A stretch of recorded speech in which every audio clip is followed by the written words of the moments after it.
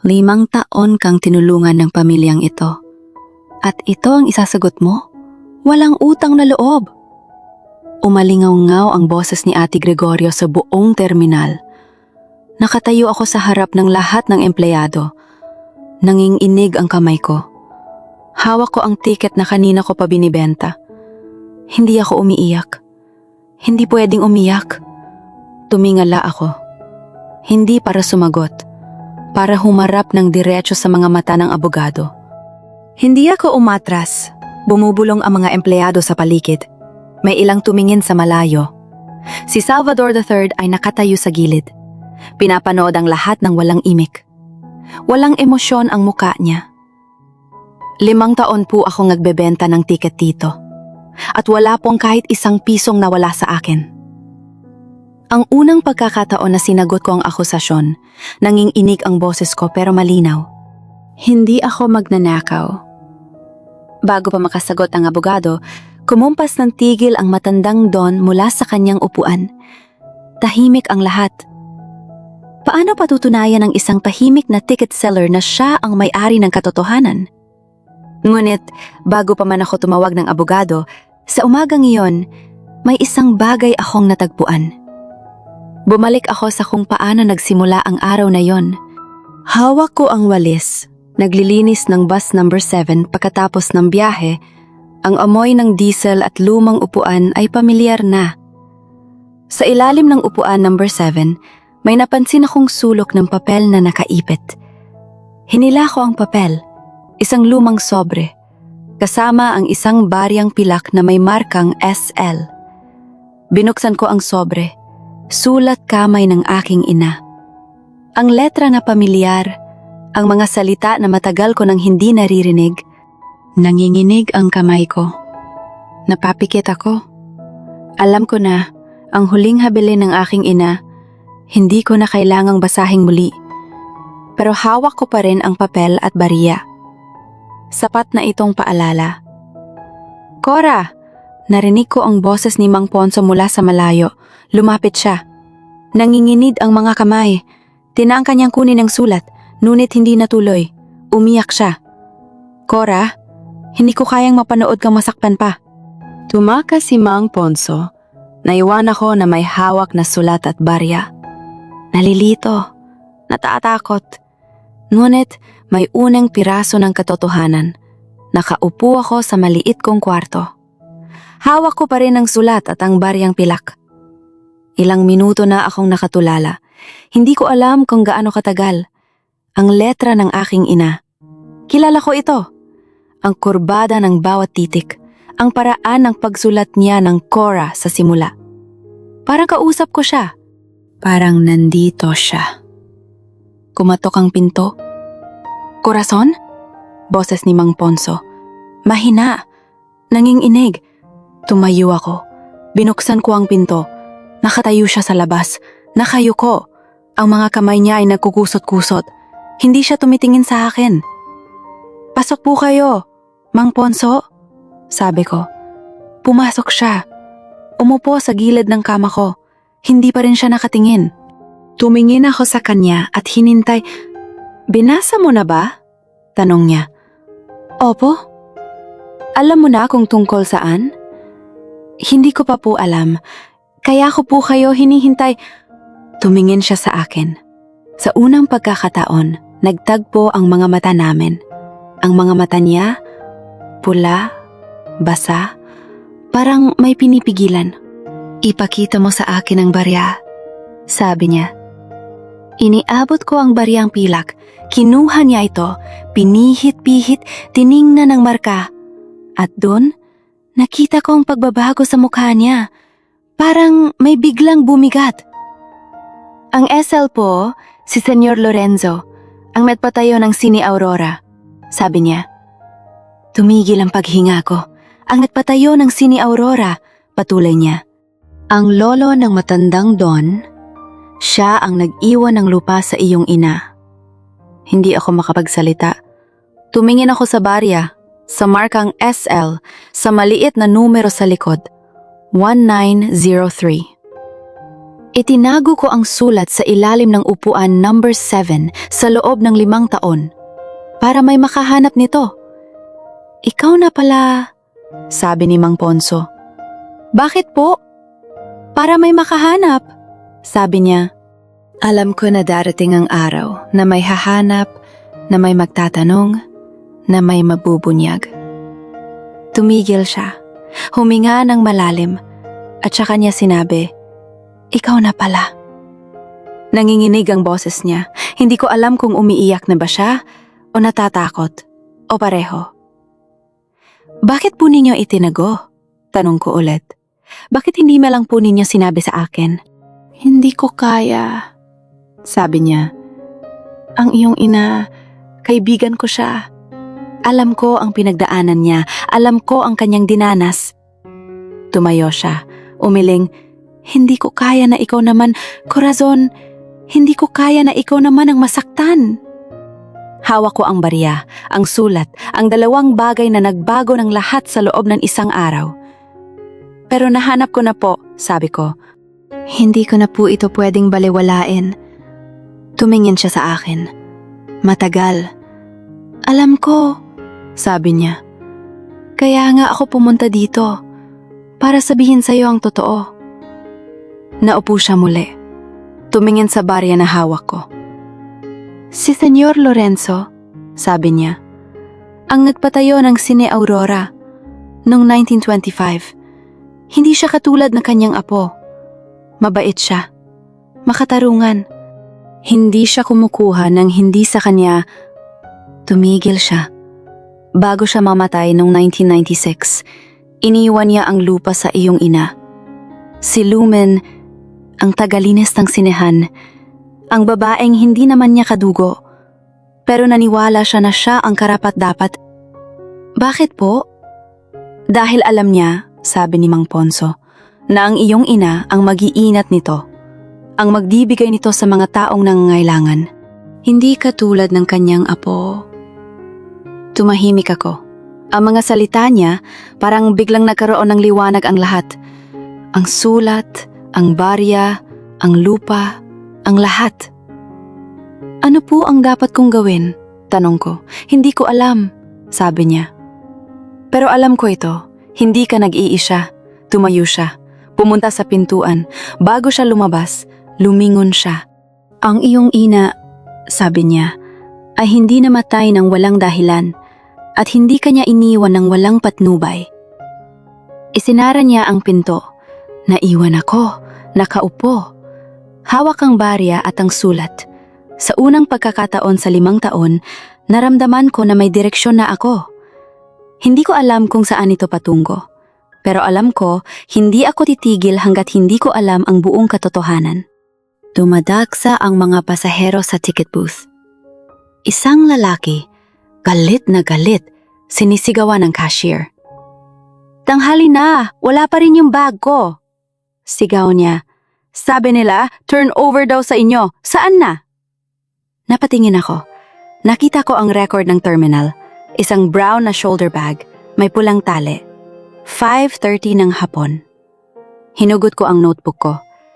Binuksan ko ang pahina ng mga nakalimutang gamit ng nakaraang araw. Andiyan, entrada number 247. Lumapit ako. Sandali lang po, sir, sabi ko. Yung bag po na may pulang tali, 5:30 po ang biyahe. Nakaupo sa may bandang dulo. Ito po ba? Tumigil siya. Tiningnan ako. Oo, yun nga. Lumingon ako sa cashier. Nasa storage room po. Yung shelf sa bandang kanan, pang-4 na hilera, na i-turn over po kahapon ng 6:15. Tumakbo ang cashier. Makalipas ang ilang minuto, dala-dala na ang bag. Inabot sa lalaki. Binuksan niya. Buo ang wallet. Buo ang cellphone. Sus Mariosep, sabi niya. Akala ko ninakaw na. Wala po, sabi ko. Kompleto po. Tumingin siya sa akin. Salamat ha. Walang anuman po. Umalis siya. Binalik ko ang notebook sa bulsa ng uniforme ko. Naramdaman ko ang sulat ng ina, nakatiklok sa loob ng bulsa, kasama ang barya. Hindi ko pa ito binabasa ulit, pero alam ko na may bigat ito. Tumayo ako sa ticket booth. Patuloy ang tila. Patuloy ang araw. Nilapitan ko ang isang matandang babae na may dalang bayong, "Ma'am, saan po ang biyahe?" "Lucena," sabi niya, 250 po. Nag-abot siya ng pera. Binalik ko ang sukli, sobra ng 20. "Ma'am, kulang po ang bayad ko." "Puno na po." "Ma'am, sobra po yung ibinigay ninyo." Tiningnan niya ako. "Nako, anak, hindi ko napansin. Salamat." "Walang anuman po." Sa kabilang dulo ng terminal, may nakatayo, hindi gumagalaw, nakatingin, si Salvador III. Nakasuot siya ng polo at itim na pantalon, nakasandal sa poste. Hindi siya numingiti, hindi siya kumikibo. Pero nakatitig siya sa akin. Hindi ko alam kung gaano siya katagal nandoon. Hindi ko tiyak kung ano ang nakita niya. Pero nang tumingin ako sa kanya, hindi siya umiwas ng tingin. Sa loob ng ilang segundo, walang magsalita. Tumikhim ako. "Sir, may kailangan po ba kayo?" Umiling siya. Wala. Tumalikod siya, naglakad siya palayo. Pero bago siya tuluyang mawala sa pinto, lumingon siya. Isang saglit lang, sapat na para makita ko ang kanyang mga mata. May nagbago. Hindi ko tiyak kung ano, pero alam ko, may nakita siya. Martes, 9 ng umaga. Hindi pa nagsisimula ang meeting, pero naririnig ko na ang bulungan sa terminal. Nakatayo ako sa may ticket booth. Hinihintay ang tawag. Hawak ko ang notebook ko, yung listahan ng mga nakalimutang gamit. Kahapon, may naiwan na pitaka sa bus number 7. Nakita ko ito sa ilalim ng upuan. May lamang 500 at isang lumang litrato. Binalik ko sa may-ari kaninang umaga. "Maraming salamat, anak." "Akala ko mawawala na," sabi ng matandang babae. Nanginginig ang kamay niya nang kunin ang pitaka. "Wala pong anuman. Nay, ingat po kayo sa biyahe." Ngumiti siya, tumalikod, at sa sandaling iyon, naramdaman ko ang tingin. Sa kabilang dulo ng terminal, nakatayo si Salvador III. Nakasandal sa poste, nakatingin sa akin. Hindi siya numingiti, hindi siya kumikibo. Pero alam ko, may nakita siya. Ang pagbabalik ko ng pitaka, hindi ko alam kung gaano siya katagal nandoon. Pero nang tumingin ako sa kanya, hindi siya umiwas ng tingin. "Sir, may kailangan po ba kayo?" Tanong ko. Umiling siya. Wala. Tumalikod siya. Naglakad palayo. Pero bago siya tuluyang mawala sa pinto, lumingon siya. Isang saglit lang. Sapat na para makita ko ang kanyang mga mata. May nagbago. Hindi ko alam kung ano, pero alam ko may nakita siya. Pagkatapos ng ilang minuto, tumawag siya ng meeting. Lahat ng empleyado nagtipon sa waiting area ng terminal. 14 kaming nakatayo. Tahimik. Naghihintay. Nakatayo si Salvador III sa harap, may hawak na folder. "Magandang umaga sa inyong lahat," sabi niya. Boses niya ay malamig, neutral. "Alam ko pong marami sa inyong nagtataka kung bakit kayo tinawag." Wala akong masabi, pero may kaba sa dibdib ko, hindi ko alam ang dahilan. "Nagkaroon po ng evaluation ng operasyon ng terminal," patuloy niya. "At ayon sa report, may mga empleyadong hindi na kailangan sa kasalukuyang sistema." Tumahimik ang lahat. May narinig akong huminga sa likod ko. Mabigat. "Hindi po ito madali para sa akin," sabi ni Salvador. "Pero kailangan naming gawin ang tama para sa negosyo." Tumingin siya sa folder, binasa ang mga pangalan.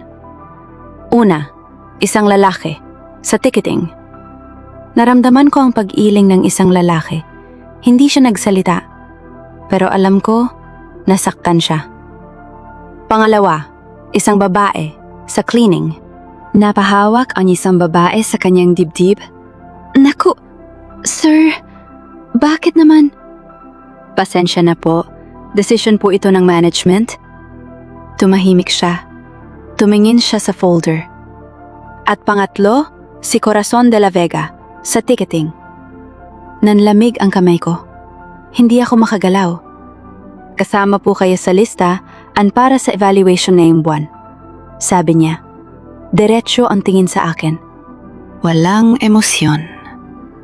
Hindi po ito garanti sa Dumpanggal, pero kailangan naming suriin ang inyong performance. Hindi ako makapagsalita. Naramdaman ko ang mga mata ng lahat, nakatingin sa akin. May awa, may takot, may galit. May tanong po ba? Tanong ni Salvador. Wala akong masabi, pero tumingin ako sa kanya. Nakita ko ang kanyang mga mata, at sa saglit na yon, alam ko hindi siya masama. Ginagawa lang niya ang trabaho niya, pero alam ko rin, may nagbago. Mula nang makita niya ako magbalik ng pitaka, may nagbago sa kanyang tingin. Wala po, sabi ko. Mahina, pero sapat na para marinig niya. Kung wala na, sabi niya, magkatrabaho na kayo. Salamat. Tumalikod siya, naglakad palayo, at naiwan kaming lahat, tahimik, naghihintay. Hindi alam kung ano ang susunod na mangyayari. Pero alam ko, may isang bagay na hindi ko kayang gawin. Hindi ko kayang mawala ang trabahong ito. Hindi dahil sa pera, kundi dahil ito ang tanging paraan para malaman ko ang totoo. Madilim na ang paligid. Nakatayo ako sa labas ng terminal. Nakasandal sa pader, pinapanood ang mga pasaherong nagmamadaling sumakay sa huling biyahe. Ang lamig ng hangin, pero mas malamig ang kaba sa dibdib ko. Cora, napalingon ako. Nasa may pintuan si Mang Ponso, nakatago sa anino. Nanginginig ang kanyang kamay na hawak ang isang lumang sobre. Sandali lang, sabi niya. Pabulong. Lumapit siya, parang ayaw niyang may makakita sa amin. Nang nasa harap na niya ako, inabot niya ang sobre. Hindi ko na kailangan buksan para malaman kung ano yon. Alam ko na, sabi ko. Nabasa ko na po. Hindi ko dapat itinago yan, sabi niya. 5 taon ko yun itinago, Cora. 1 taon akong natakot. Bakit po? Dahil alam kong darating ang araw na kailangan mong pumili. Tumingin siya sa akin. At natatakot ako sa kung anong mangyayari kapag ginawa mo yon. Naramdaman ko ang bigat na kanyang mga salita. Hindi siya tumitingin sa malayo. Sa akin siya nakatingin. Diretso. Pero ngayon, sabi niya, na yon alam ko na kung ano ang gagawin ko. Ano po yon? Hindi siya sumagot agad. Bumuntong hininga siya, parang may pinagdedesisyonan. May plano ako, sabi niya. Hindi ko pa masasabi sa'yo, pero kailangan kong malaman mo. May plano ako. Tumayo siya ng tuwid. Hindi na siya nangginginig. Mamaya, sa gabi, pumunta ka sa Cine Aurora. Sa likod, may pinto doon na hindi nakalak. Bakit po? Dahil doon nagsimula ang lahat, sabi niya. At doon rin matatapos. Lumingon siya sa paligid. Wala namang tao. Bumalik sa akin ang tingin niya. Alam ko na ang totoo, Cora. Alam ko na kung bakit inagawang lupa mo. At hindi ko na kaya pang manahimik. Naramdaman ko ang biglang init sa dibdib ko. Parang may sumabog. Mang Ponso, sabi ko, ano po ang gagawin ninyo? Hindi ko masasabi, sabi niya. Pero kapag dumating ka sa Cine Aurora, makikita mo. Tumalikod siya. Naglakad palayo. Naiwan ako nakatayo. Hawak ang sobre. Hindi ko alam kung ano ang susunod, pero alam ko, may gagawin siya. May plano siya. At sa unang pagkakataon sa loob ng 5 taon, hindi ako natakot. Naghintay ako. Grabe, yung evaluation na yon, besh, alam mo may iba pa sa performance ang sinusukat doon? Tingnan mo si Salvador. Nung nakita niya binalik ni Corazon yung pitaka, may nagbago sa mata niya. Hindi siya ngumiti, hindi siya kumibo. Pero may naramdaman siya. At doon siya kumilos. Yung evaluation, hindi yan basta trabaho. Sinasabi niya, gusto kitang mas kilalanin pa. Sa kwentong ito, kalimitan ng evaluation. May ibang intensyon ito sa pagsusuri ng trabaho. Minsan, paraan ito para malaman ng isang tao kung sino ka. Hindi mo alam kung ano ang nasa likod ng papel na yon. Pero sa pagkakataong ito, may ibang intensyon. Ngayon, alam na ni Mang Ponso ang gagawin niya. Sini Aurora, doon nagsimula ang lahat at doon din matatapos. Pero paano kung ang susi sa lahat ay hindi sa lupa, kundi sa taong handang magsalita pagkatapos ng ilang taon? Paano kung si Mang Ponso ang magbubukas ng pinto na hindi alam ni Corazon na may susi pa pala? Dumating ako sa Sini Aurora nang mag-iika ng gabi. Nakatayo ako sa harap ng lumang pinto, ang pintong sinabi ni Mang Ponso. Hindi ko alam kung bakit ako pumayag pumunta rito, pero hawak ko ang barya at hawak ko ang sulat ng nanay ko. Madilim ang paligid. Wala ni isang ilaw sa kalye. Ang tanging liwanag ay mula sa post ng terminal. At ang anino ng Sini Aurora ay parang isang malaking hayop na natutulog. Nanginginig ako.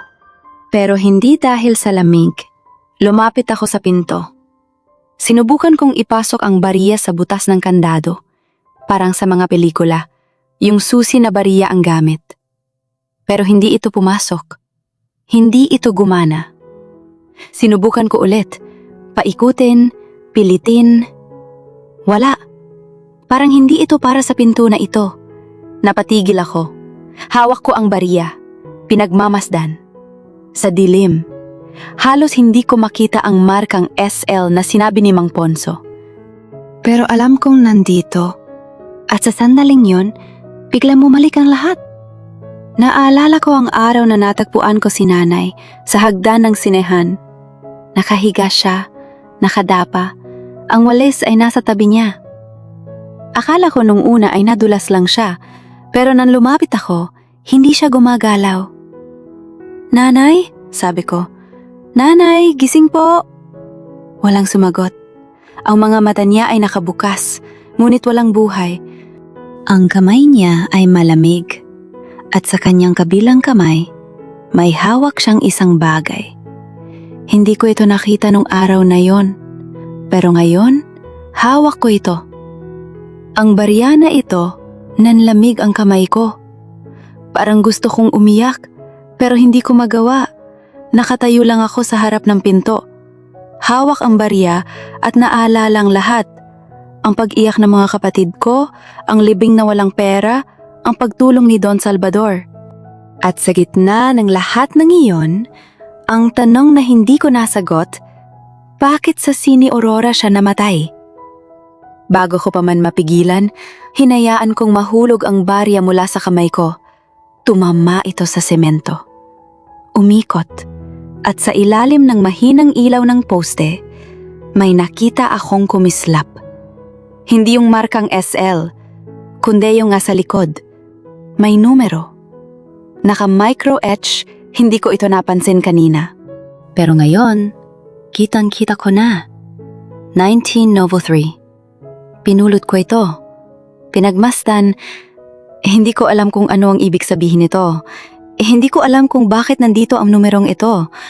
Pero parang may humihila sa gitna ng dibdib ko. Isang pakiramdam na hindi ko maipaliwanag. Parang sinasabi nito na hindi ito aksidente. Na ang barya na ito ay hindi lamang isang barya.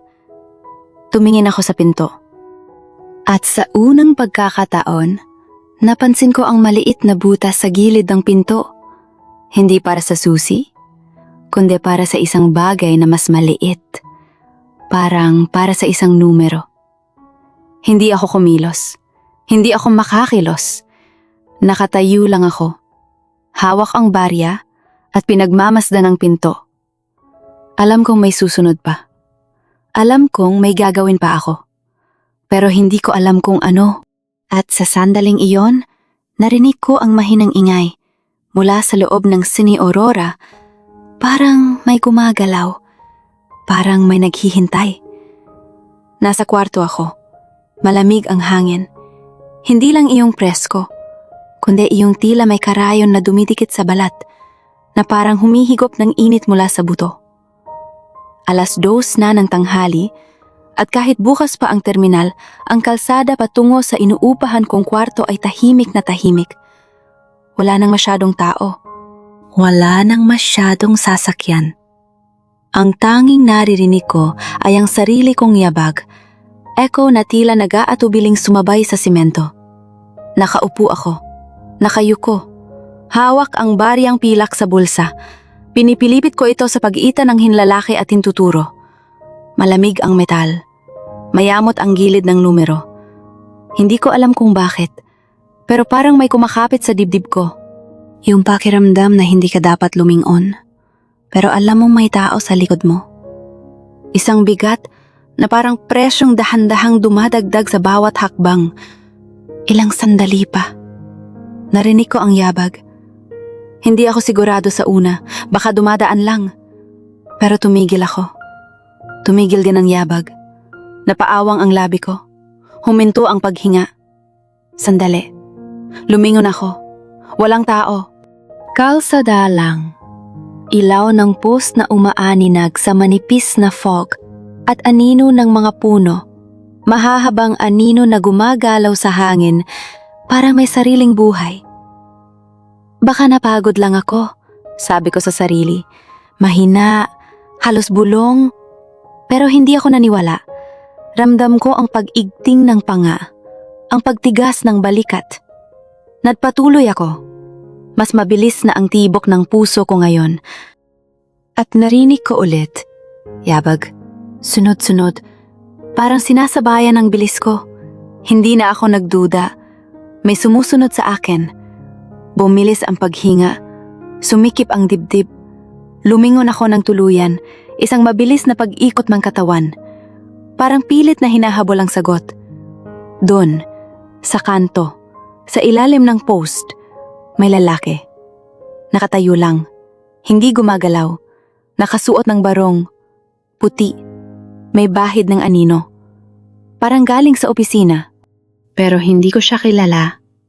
Hindi po pa siya nakita sa terminal. Nakakunot ang noo ko. Napahigpit ang hawak sa baryang pilak sa bulsa. Tumitig siya sa akin. Hindi ako nililingon. Hindi ako sinisindihan ng sigarilyo. Nakatayo lang siya. Nakatingin. Parang naghihintay. Ang liwanag ng post ay bumubulag sa mukha niya.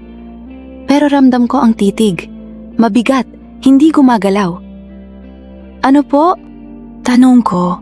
Mahina, pero sapat na para marinig sa gabi. Bumaba ang boses ko. Nauutal sa dulo. Hindi siya sumagot.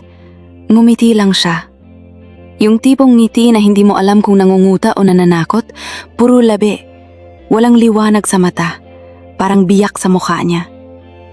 Bumilis ang tibok ng puso ko. Isang malakas na pintig sa dibdib.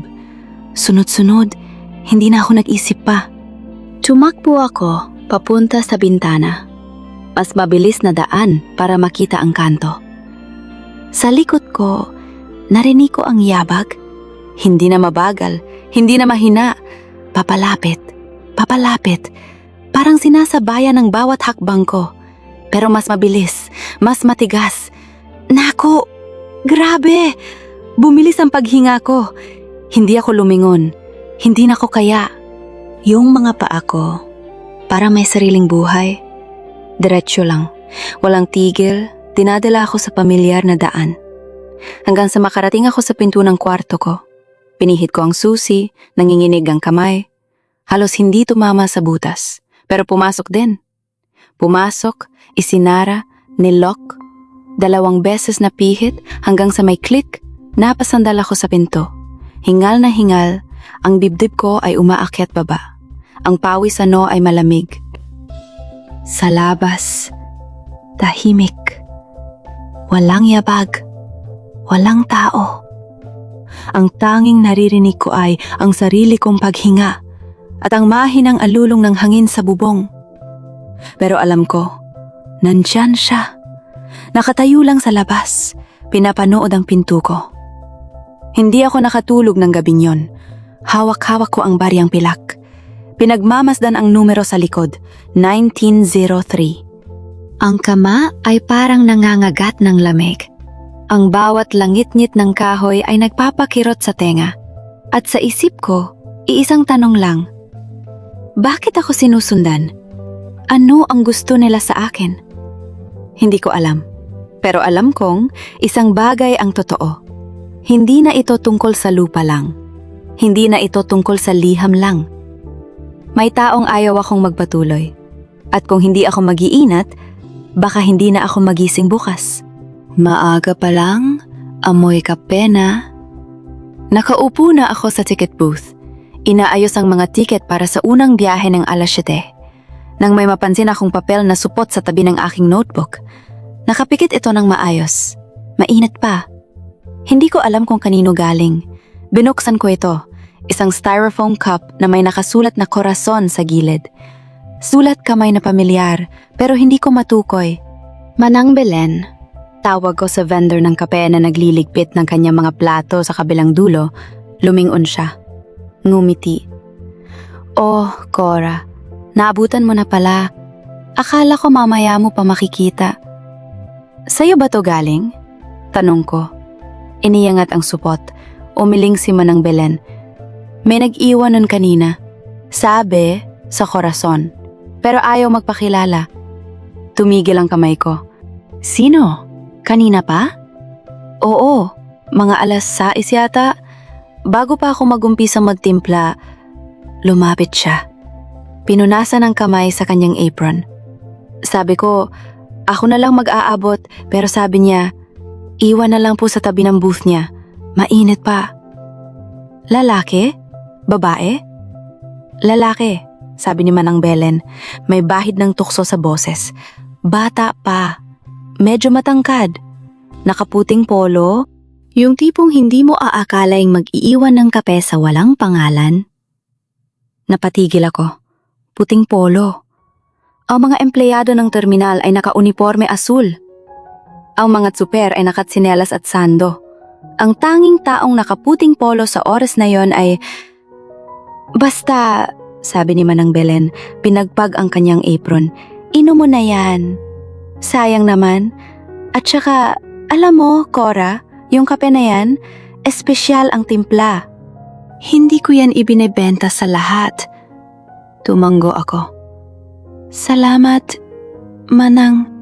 Wala, di naman ako ang nag-iwan. Naumiti siya. Tumalikod at bumalik sa kanyang pwesto.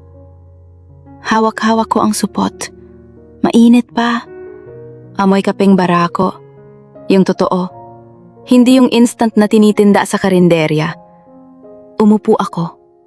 Pinagmasdan ng sulat kamay sa gilid ng cup. Korason? Hindi ko alam kung bakit. Pero may kirot sa dibdib ko. Hindi ako sanay na may nag-iisip sa akin. Hindi ako sanay na may nag-aalala. Binuksan ko ang takeb.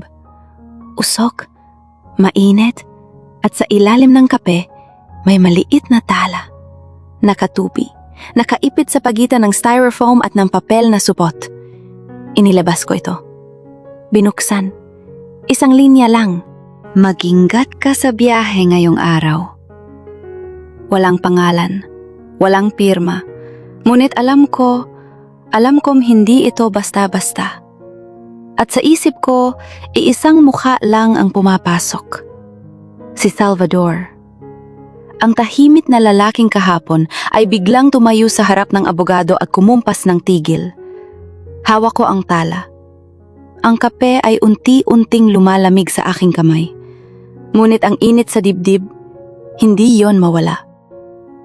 At sa unang pagkakataon sa loob ng 5 taon, naramdaman kong may nagmamalasakit. Hindi dahil sa utang na loob, hindi dahil sa obligasyon, kundi dahil may isang taong piniling maging mabuti nang hindi nagpapakilala. Suspes yung lalaking nakaputing barong na sumusunod kay Corazon sa dilim. Siya ay gawa sa mismong katahimikan. Hindi siya nagsalita, pero may sinasabi siya. Yung ngiti niya, hindi nangungutya. May alam siya. At yung alam na yon, hindi pa handa si Corazon na marinig. Alam mo, yung simpleng pag-iwan ng kape na may pangalan mong Corazon sa gilid, hindi yan basta mainit na inumin. Yun yung parang may nagsabi ng nakikita kita nang hindi mo kailangan magpaliwanag.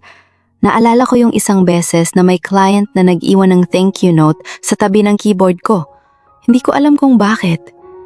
Pero yun yung nagpa-okay sa buong shift ko. Kasi may nag-abala. Pinili kang alalahanin. Grabe, yung itsura ng kape na yon, hindi instant, hindi karinderya.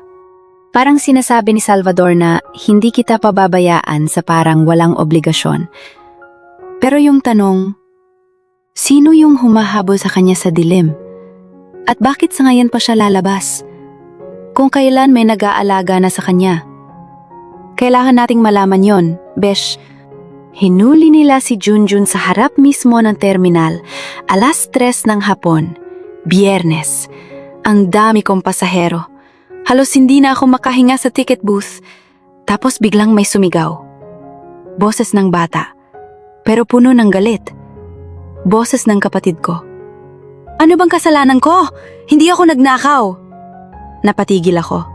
Iniwan ko ang ticket. Tumakbo ako palabas. Doon ko nakita si Junjun. Nakapaligid sa kanya ang 4 na lalaki. Suot nila ang itim na barong na may emblem ng terminal. Alam ko kung sino ang nagpadala sa kanila. Hindi na kailangan pang sabihin. Ate Cora! Sigaw ni Junjun nang makita ako. Ate Cora, hindi ako nagnakaw. Alam mo yan? Nanginginig ang boses niya, pero hindi siya umiiyak. Hindi siya natatakot, galit siya. At alam kong tama siya. Hindi magnanakaw ang kapatid ko. Hindi siya ganon. Lumapit ako. Pilit kong pinakalma ang sarili. Sir, ano pong nangyari? Tanong ko sa isang lalaki. Baka pit po hinuhuli ang kapatid ko. Hindi ako tumingin sa kanya. Tumingin ako sa kapatid ko. Sa mga mata niya. At doon ko nakita ang takot na tinatago niya. Nanginginig ang labi niya. Pero nakatayo siya ng matatag. May nakitang gamit sa bag niya? Sabi ng lalaki. Hindi kanya ninakaw daw. Hindi totoo yan, sigaw ni Junjun. Ate, yung relo, yung lumang relo, nasa bag ko siya kanina. Akala ko sayo. Hindi ko alam kung saan galing. Napapikit ako. Alam ko yung relo. Yung relo na may markang pamilya. Yung nawala daw sa opisina ng matandang Don 1 linggo na ang nakalipas. Hindi ko sinabi kay Junjun na hinahanap yon ng mga tauhan. Hindi ko alam na nasa kanya pala. Pero alam kong may naglagay. Sir, pakiusap, sabi ko. Lumapit ako. Bata pa yan. Hindi po siya magnanakaw. Ako po si Corazon de la Vega. Nagtatrabaho po ako dito. 5 taon na po. Wala pong... May utos. Putol ng lalaki. Mula mismo kay Don Salvador. At doon, tumigil ang mundo. Tumingin ako sa paligid. Lahat ng empleyado nakatingin. Yung dispatcher, yung konduktor, yung babaeng nagtitinda ng kape, lahat tahimik. Walang gumagalaw. May ilang tumingin sa malayo, may isang umiling parang sinasabing, huwag ka nang sumali. Pero nakatayo ako. Hindi ako umatras. Pwede po ba akong sumama? Tanong ko. Kasama ng kapatid ko hanggang sa... Hindi, sabi ng lalaki. Ikaw, manatili ka rito. May sasabihin pa ang Don? Hinila nila si Junjun. Lumaban siya ng kaunti, pero hindi na siya sumigaw. Tumingin siya sa akin, at sa huling pagkakataon, sinabi niya, Ate, hindi ako nagnakaw. Tandaan mo yan. At tinala nila siya. Naiwan ako. Nakatayo sa gitna ng terminal. Ang init ng sikat ng araw, pero ang lamig ng pakiramdam. Tumingin ako sa paligid. May mga empleyadong nagkunwaring hindi nakakita. May nagbalik sa trabaho. Sa isang sulok, nakita ko si Manang Belen. Hawak ang kanyang timba ng kape. Nakatitig sa akin. Walang imik. At sa kabilang dulo, nakita ko si Salvador III. Nakatayo siya sa pinto ng opisina. Nakatingin sa akin. Hindi siya lumalapit. Hindi siya kumikilos. Parang naghihintay. kung lalapit ba ako o kung lalayo. Pero hindi ako gumalaw. Hindi ko alam kung saan pupunta. Ang kapatid ko, nasa kanila. At ako, nakatayo dito. Hawak ang tiket. Walang magawa. Para akong multo sa sarili kong terminal. Nakatayo pa rin ako sa terminal. Mainit ang sikat ng araw. Pero ang lamig ng pakiramdam, hawak ko pa rin ang litrato sa bulsa ko. Ang litrato ng ama ni Salvador. Hindi ko alam kung paano ko ito ipapakita sa kanya. Hindi ko alam kung ano ang gagawin niya. Pero kailangan ko, dahan-dahan akong lumapit sa pinto ng opisina. Nakatayo pa rin siya roon, nakatingin sa akin. Hindi siya kumikibo. Parang naghihintay kung nalapit ba ako o kung lalayo. Salvador, sabi ko, nanginginig ang boses ko. May gusto po akong ipakita sa inyo. Hindi siya sumagot. Tiningnan lang niya ako. At sumunod nang pumasok ako sa loob ng opisina, isinara ko ang pinto. Ang tahimik ng kwarto, ang tanging naririnig ko ay ang tibok ng puso ko. Sobrang lakas, parang lalabas na sa dibdib ko. Ano yun? Tanong niya. Malamig pa rin ang boses, pero may bahid ng pagod. Inabot ko ang litrato mula sa bulsa ko. Nanginginig ang kamay ko. Natagpuan ko po ito sa ilalim ng upuan kaninang umaga. Bago po dumating ang mga tauhan ng lolo ninyo, tiningnan niya ang litrato. Sa una, hindi siya kumibo. Hindi siya gumalaw. Parang hindi siya makapaniwala. Kanino yan? Tanong niya. Mahina, hindi na malamig ang boses.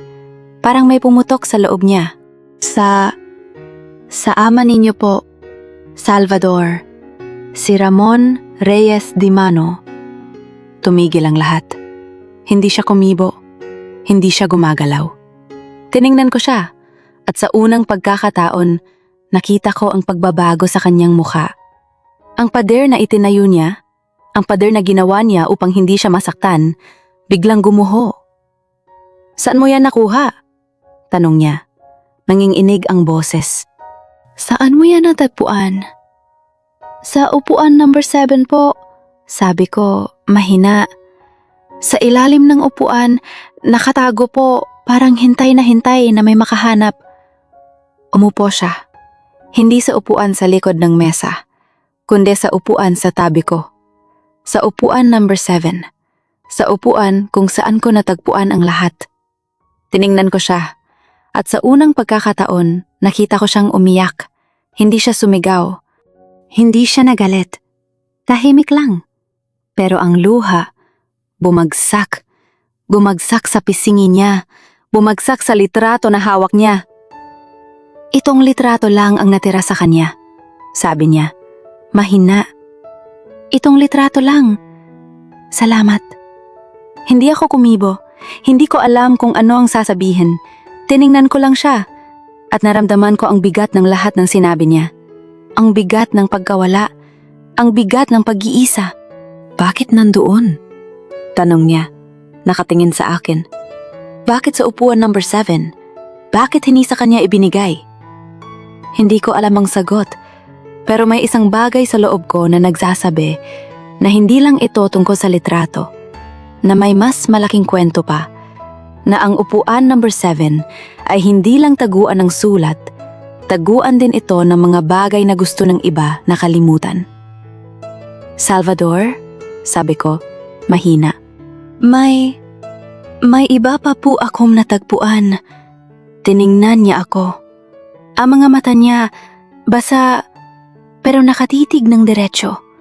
Para naghihintay kung ano ang susunod na sasabihin ko. Ang sulat ng nanay ko, sabi ko, at ang barya ni Senyor Lorenzo. Tumigil siya. Anong barya? Tanong niya, mahina. Ang barya po na may markang SL. Ang barya na susi sa vault ng Cine Aurora. Tumayo siya bigla. Tiningnan ako. Hindi siya galit. Natatakot siya. Natatakot sa kung ano ang ibig sabihin ng lahat ng ito. Corazon? Sabi niya, mahina. Alam mo ba kung ano ang ibig sabihin yan? Umiling ako. Hindi po, pero alam ko po na may kinalaman ito sa lolo ninyo. At sa lupay ng Sine Aurora, tahimik siya. Tiningnan niya ang litrato. Pagkatapos ay tiningnan ako at sa kanyang mga mata, nakita ko ang isang bagay na hindi ko inaasahan. Hindi galit, hindi takot, pag-asa. Kailangan nating mag-usap, sabi niya. Mahina, pero hindi dito. Hindi ngayon. Tumango ako. Saan po? Tiningnan niya ako. Sa Sine Aurora, bukas, pagkatapos ng first screening. At sa sandaling iyon, naramdaman ko ang isang bagay na hindi ko naramdaman sa loob ng 5 taon. Na hindi ako nag-iisa. Na may kasama ako sa paglalakbay na ito. Na may taong handang tumingin sa katotohanan kahit na masakit. Tiningnan ko siya. Hindi ako ngumiti. Pero sa loob ko, may isang bagay na sumiklab. Isang maliit na apoy ng pag-asa. At sa labas ng terminal, ang araw ay unti-unting lumulubog. Ang dilim ay darating. Pero sa upuan 7 niya ang tabi ko, may taong handang harapin ang gabi kasama ako.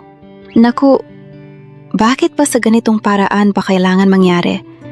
Yung litrato na yung... Besh, yun yung susi sa pader na itinayo ni Salvador sa loob ng ilang taon. Sa simpleng pagpapakita ni Corazon, bumigla yung pader na yon. Grabe, yung lalaking yun, sa loob ng ilang taon, hindi siya umiyak sa harap ng kahit sino. Pero sa litrato ng tatay niya, sa harap ni Corazon, bumigay siya. Hindi yung kahinaan. Besh, yun yung unang totoong moment na tinanggal niya yung maskara. Pero paano kung ang vault ng Sine Aurora ay may itinatago na katotohanan? Baka yung katotohanan na matagal nang tinatago, yun yung mas mahirap harapin. Ramdam niyo yung bigat ng sandaling yun, di ba? 5 taon kayong pinakain ng pamilyang ito, sabi ng abogado. Ang boses niya ay echo sa buong terminal. At ito ang isasagot ninyo? Pagtatanong? Pag-aakusa? Wala kayong utang na loob. Corazon! Nakatingin ang lahat sa akin. Ang mga empleyado ng terminal, ang mga konduktor, si Manang Belen na huminto sa pagbuhos ng kape, si Mang Ponso na namumutla sa gilid. Lahat nanginginig ang tuhod ko. Hindi ko na maramdaman ang aking mga daliri, pero hindi ako umupo. Hindi po ako magnanakaw, sabi ko. Mahina sa simula. 5 taon po akong nagbebenta ng tiket dito. Wala pong kahit isang pisong nawala sa akin. Tumawa ang abogado. Hindi yan ang usapan. Ang usapan oy, ang pagtatanong mo tungkol sa Sine Aurora, tungkol sa lupa, tungkol sa mga bagay na hindi mo dapat pakialaman.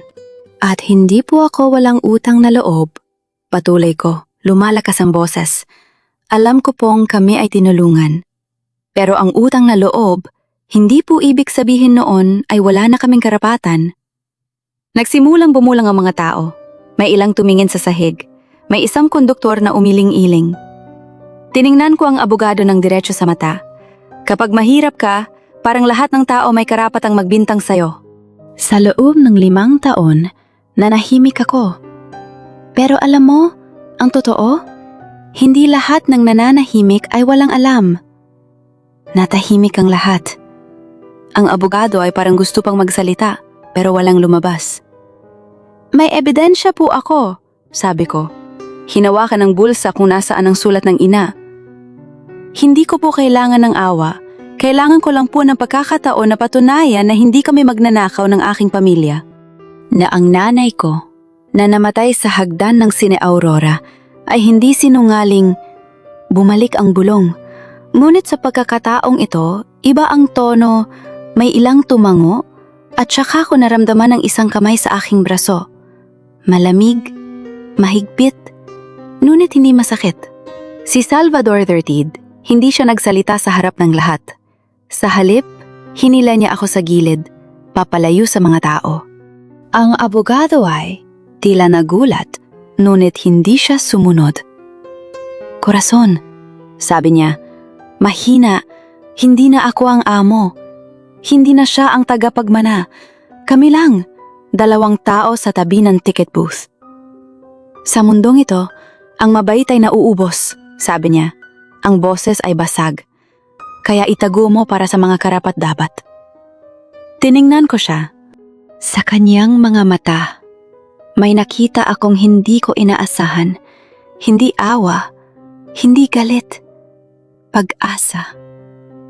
Hindi ko alam kung paano mo to gagawin, patuloy niya. Pero alam ko, hindi ka nag-iisa. Tumanggo ako. At sa kauna-unahang pagkakataon sa loob ng 5 taon, naramdaman ko may tumayo sa tabi ko. Ang lumang Sine Aurora ay tahimik. Hindi na ito ang sinehan na naaalala ko. Ang mga upuan ay natatakpan ng alikabok. Ang mga ilaw ay patay. At ang amoy ng lumang kahoy at alikabok ay bumabalot sa bawat sulok. Ngunit sa likod ng entablado, sa isang pader na hindi napapansin ng karamihan, naroon ang vault. Dito na, sabi ko. Ang boses ko ay tila lumulutang sa katahimikan. Si Salvador III ay nakatayo sa tabi ko. Ang kanyang mga kamay ay nasa bulsa. Hindi siya nagsalita, ngunit hindi siya umalis. Sa loob ng 6 na taon, ito ang unang pagkakataon na pumasok ako sa Sine Aurora nang hindi sumasakit ang dibdib ko. Hawak-hawak ko ang baryang pilak. Ang markang SL ay kumikislap sa liwanag ng flashlight. Lumapit ako sa vault. Ito ay luma, bakal na may kalawang sa mga gilid, at sa gitna nito ay isang dial na may mga numero. Hindi ko alam kung paano ito gagamitin, ngunit alam ko ang dapat kong gawin. Ang numero, sabi ko, halos sa sarili ko, 1903. Pinihit ko ang dial. Sa unang pagkakataon, pumunta ako sa 19. Sa pangalawa, sa 3. Sa pangatlo, sa 1903. Naramdaman ko ang isang pag-click, isang tunog na tila nagising mula sa mahabang pagkakatulog. Tumigil ang lahat. Tumingin ako kay Salvador. Ang kanyang mga mata ay basa, ngunit hindi siya umiiyak. Hindi pa siya... Tiningnan ko ang vault. Hinawakan ko ang hawakan. Ito ay malamig, mabigat. Hinila ko ito. Bumukas ang pinto na may malalim na langit-nit. Sa loob, hindi ginto ang natagpuan ko. Hindi pera o alahas. Isang lumang sobre, dilaw na ang papel. At sa tabi nito ay isang folder na nakatali ng pulang laso. Ang folder ay may nakasulat, orihinal na titulo ng lupa, Lumen de la Vega. Nanginginig ang aking mga kamay. Binuksan ko ang folder. Doon, sa harap ko, ang titulo ng lupa. Ang lupang kinatatayuan ng Sine Aurora sa pangalan ng aking ina. Ito na, sabi ko.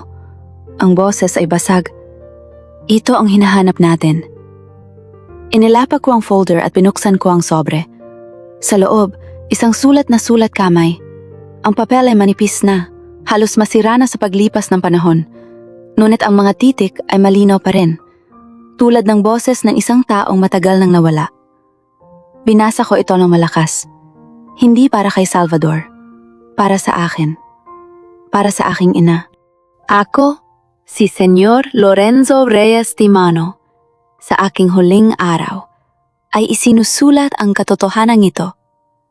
Ang lupang kinatatay, uwan ng Sine Aurora, ay hindi kailanman naging akin. Ito ay minana ng aking katiwala, si Lumen de la Vega, bilang kabayaran sa kanyang katapatan. Ang lupa ay kay Lumen, hindi kay Salvador. Tumigil ako. Ang aking mga kamay ay nanginginig. Sa tabi ko, narinig ko ang isang boses na basag. Si Salvador. Cora. Tumingin ako sa kanya. Ang kanyang mga mata ay puno ng luha at ang kanyang mukha ay tila nagkalat ng sakit na hindi ko maintindihan. Hindi siya ang malamig na tagapagmana ng terminal. Siya ay isang tao lamang. Isang taong natagpuan ang katotohanang hindi niya dapat malaman. Ito ang dahilan, sabi ko, mahina, kung bakit natahimik ang aking ina. kung bakit siya nagtrabaho hanggang sa huling araw. Cora, muli niyang sabi. Ngunit hindi na siya nakatapos. Umupo siya sa sahig. Ang kanyang likod ay nakasandal sa pader ng vault. Ang kanyang mga balikat ay naming-inig. At doon, sa harap ng lahat ng katotohanan, umiyak siya. Hindi ko alam kung anong sasabihin. Sa halip, umupo ako sa tabi niya. Hindi ako umiyak. Hindi pa siya, hindi ngayon. Hawak-hawak ko ang sulat at ang titulo at sa kauna-unahang pagkakataon, naramdaman kong may karapatan ako. Hindi lamang para sa lupa, kundi para sa alaala ng aking ina. Ang lupa ay kay Lumen, sabi ko, paulit-ulit, parang panalangin. Hindi kay Salvador, at sa tabi ko, sa lumang sahig ng Cine Aurora, naramdaman kong may nagbago. Hindi na ako ang Tinder ng tiket na walang boses. Hindi na ako ang babaeng natatakot sa utang na loob. Ako si Corazon de la Vega, anak ng babaeng pinili ang katahimikan upang mabuhay. At sa wakas, alam ko na ang totoo. Ang mga monitor sa ICU ay may sariling wika. Beep, beep, beep. Bawat tunog ay parang binibilang ang natitirang oras. Nakaupo ako sa plastic chair sa labas ng glass door. Nagdadasal para sa kanyang paggaling. Hindi ako umiiyak. Hindi ngayon. Nakadikit sa dibdib ko. Sa ilalim ng uniforme, ang sulat ng aking ina. Ang titulo? Ang liham ni Senyor Lorenzo. Ang bigat na mga papel na yon ay parang angkla. Hindi ako hinahayaang lumutang sa takot. Nang marinig ko ang mga yabag, hindi na ako lumingon. Alam ko kung sino sila. Miss De La Vega! Boses ni Ate Gregorio formal, malamig. Ngunit may nang-inig na sa dulo ng bawat pantig. Tumayo ako. Humarap sa kanila. Si Salvador III ay nasa likod ng abogado. Ang kanyang mga mata ay pula. Ang kanyang panga ay mahigpit na nakatikom. Hindi siya tumingin sa akin. Tumingin siya sa lolo niya, sa kabila ng salamin. Dadalhin ko ang ebidensya sa loob, sabi ko. Hindi na ako nagtanong. Umiling ang abogado. Hindi ka pwedeng hayaan mo siya. Si Salvador III, bumukas ang bibig niya sa unang pagkakataon. Tumingin siya sa abogado na may titig na hindi ko pa nakikita sa kanya. Hindi galit, kundi pagod. Pagod na sa kasinungalingan. Hayaan mo siya, ulit niya. Ako ang magsasama sa kanya. Nang pumasok ako sa ICU, ang unang pumasok sa ilong ko ay ang amoy ng alak at gamot. Ang matandang Don ay nakahiga. Ang kanyang katawan ay tila lumiit sa loob ng puting hospital gown. Ang tubo ay nakakabit sa kanyang ilong. Ang kamay niya ay may IV. Pero ang mga mata niya, gising. Nakatingin sa akin. Umupo ako sa tabi ng kama. Dahan-dahan kong inilabas ang liham ni Senyor Lorenzo, ang titulo, ang sulat ng aking ina. Alam ko na po ang lahat, sabi ko. Hindi ako nanginginig. Ang lupa sa ilalim ng Cine Aurora, ang minana ng aking ina, ang liham ni Senyor Lorenzo. Alam ko na po. Ang mga mata ng matandang Don ay kumurap. 1 beses, 2 beses, at pagkatapos, ang unang luha, hindi ko akalain na makikita ko ito. Ang lalaking nagpatakbo ng terminal sa loob ng 30 taon. Ang lalaking nagbigay sa akin ng trabaho at kumuha ng karapatan ng aking ina.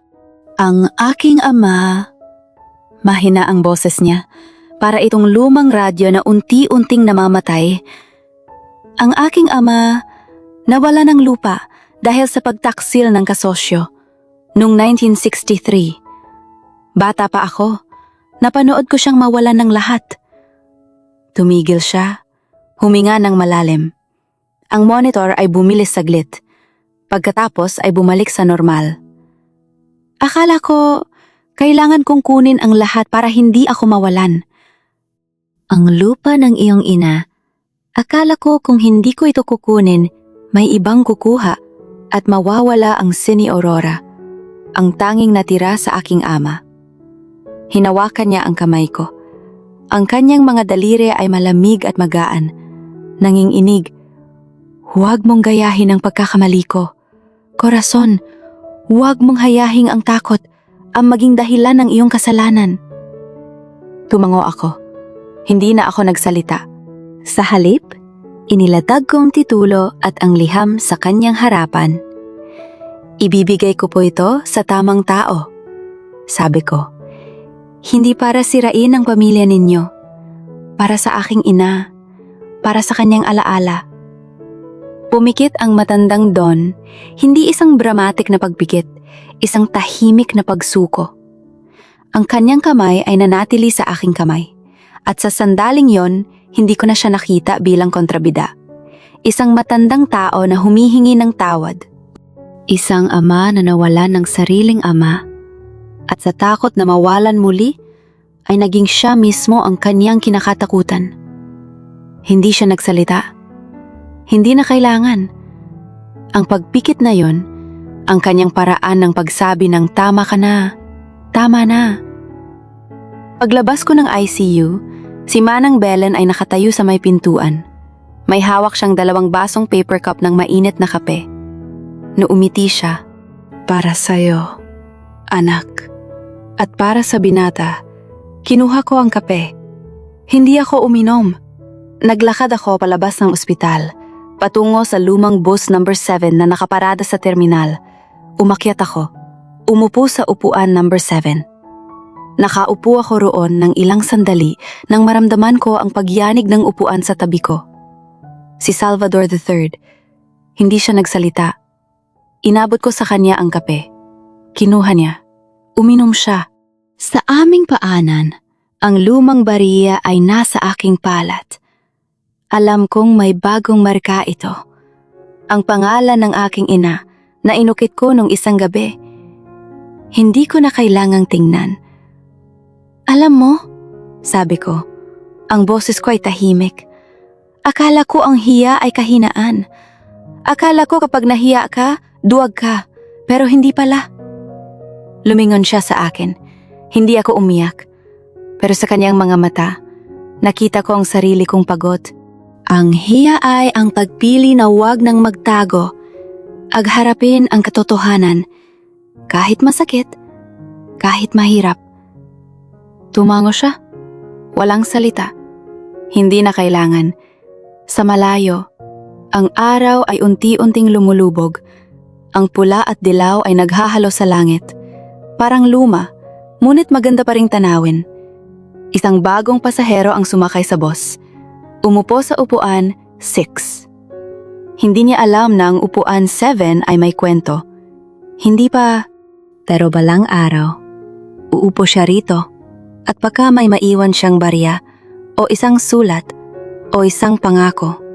At sa tabi ko, si Salvador III ay umiinom ng kape. Hawak ang barya na may bagong marka. Ang nagbubukas ng vault. Ang nagbukas ng katotohanan. Paano mo ba haharapin yung katotohanang matagal nang nakatago? Yung tipong, ikaw pala yung may-ari ng sarili mong kwento? Nung minsan, ibinigay ko yung huling pera ko sa kapitbahay kahit wala akong pangmeryenda. Kinabukasan, yun yung hiya na pinili mong tumulong kahit ikaw yung nangangailangan. Diyos ko, yung ginawa ni Don Salvador, kinuha niya yung lupa dahil sa takot. Takot na mawalan. Pero yun yung nagpawala ng tiwala. Yun yung hindi matatawaran. Grabe, yung sandaling iniabot ni Corazon yung titulo. Hindi siya nagsalita. Pero yung kamay niya, hindi nanginginig. Yun yung pinakamatapang na eksena sa buong kwento. Salamat, mga kaibigan, sa pagsama mula Cine Aurora hanggang bus number 7. Hindi to tungkol sa vault o lupa. Tungkol sa pagpili na maging totoo, kahit masakit. Hanggang sa muli.